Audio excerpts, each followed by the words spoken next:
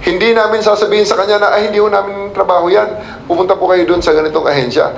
Hindi ho po pwede yan. Okay? Unless sasabihin ng tao, sige po, kaya na ho namin na pumunta doon at kami na hong bahala. Okay? Because not everything that goes into our doorstep sa PNP, sa mga police stations natin, ay talagang nare-resolve or within the ambit ng Philippine National Police. Baka hindi misinform lang ang mga tao na pumunta ron, hindi naman pala talaga trabaho ng police, kundi some other agencies.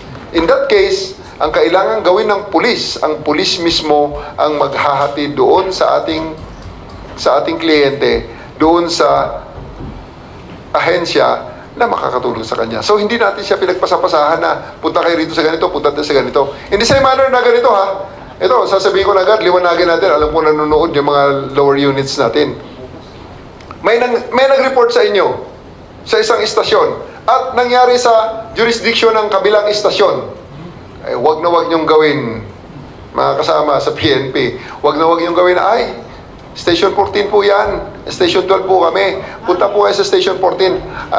Pag may gumawa sa inyong pulis yan, text nyo ang crack. Yung i-report nyo sa 911, gamitin mo na natin yung 911. Lalagyan namin ng option niya na for other kinds of reports, press this. Kukunin namin yan, alamin namin kung sinong pulis na yan, i-retrain natin, asuntuhin pa natin kung nakakita namin kapabayaang malaki.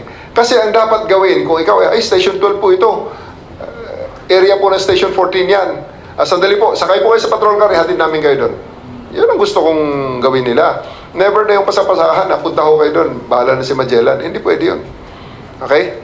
Thank you, sir. Same goes with yung mga boundaries kasi di ba may mga boundaries sa cities. Totoo po yun, Chief, kadalasan nangyayari na pag may nagsumbong talaga na napapasa. So same goes with the boundaries. It goes with everybody from substations to police stations, to cities, to probinsya, to municipalities.